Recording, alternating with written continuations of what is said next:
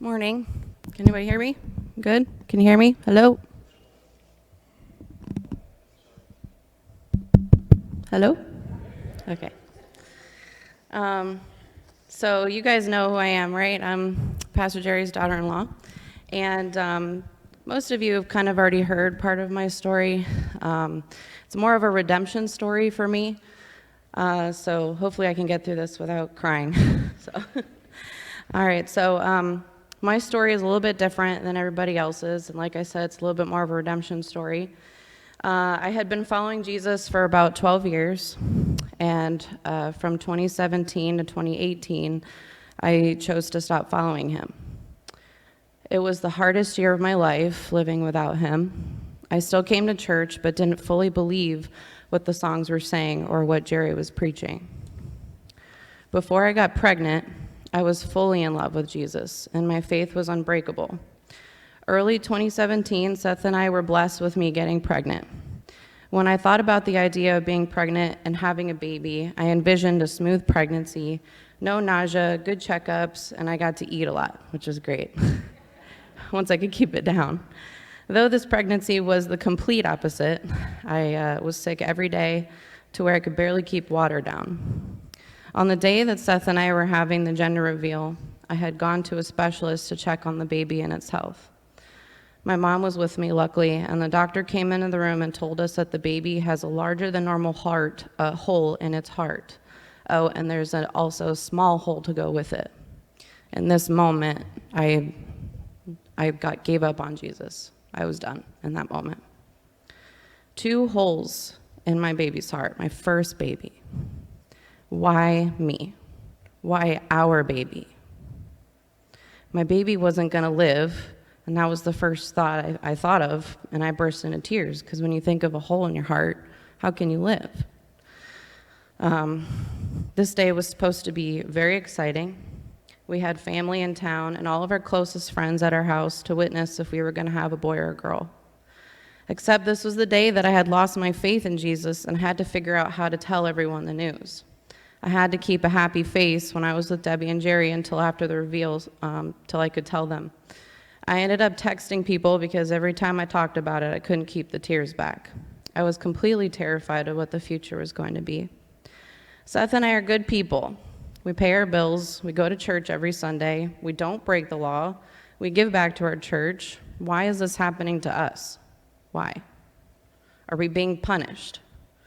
In the doctor's office, we were told that some possibilities of disabilities could affect the baby when it is born, and it will need open heart surgery at around 5 months old, or she will not live.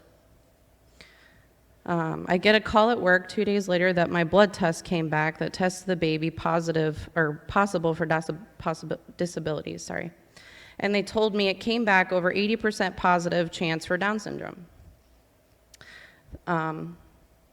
And I didn't know anything about Down syndrome at the time, so it scared the crap out of me. And the doctor asked me if I wanted to terminate the pregnancy. And I said, absolutely not. I'm going to love this baby no matter what she looks like. To me, like I said, Down syndrome was really scary, and I didn't know anything about it, and I just broke in that moment. I dropped to the floor, and I just cried.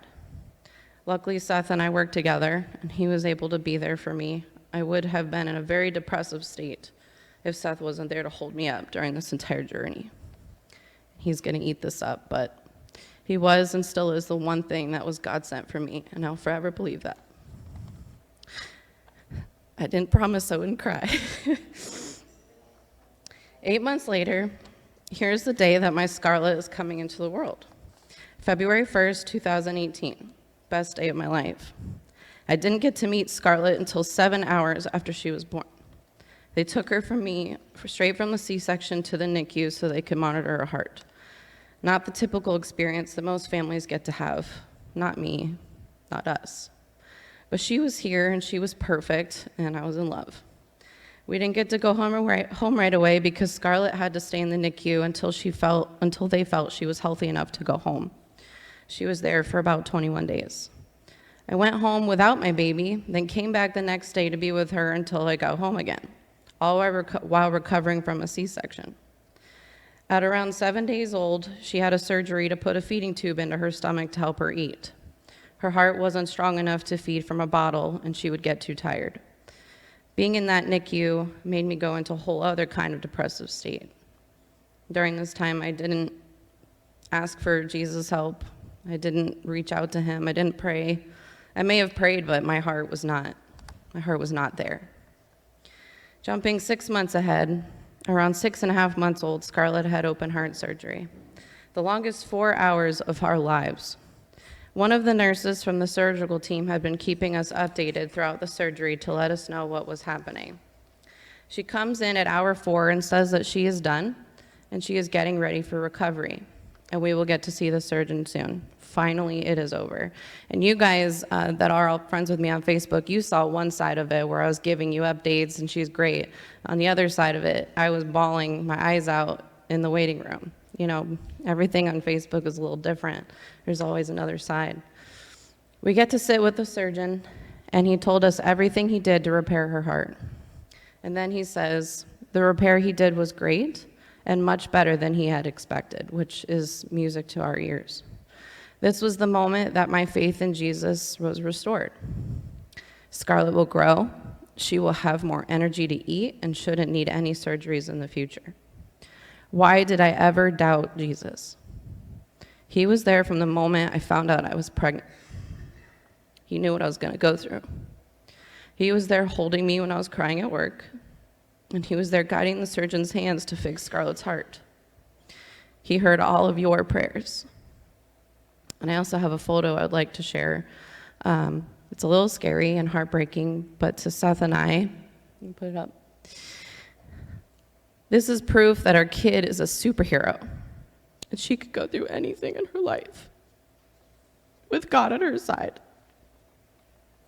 She had 5 IVs, 1 on each side of her neck, and then in her arm and in her feet, 3 stomach tubes, a head monitor, and 5 other chest monitors, a large cut on the center of her chest.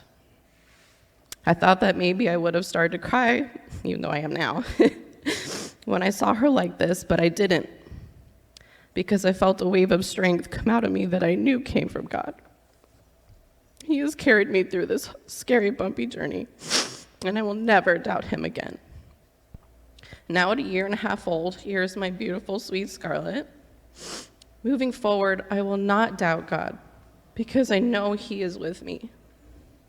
And to quote my favorite verse, which is very well known, Philippians 4:13, I can do all things through Christ who gives me strength. Yes. My name is Christine, and I am second. Yep.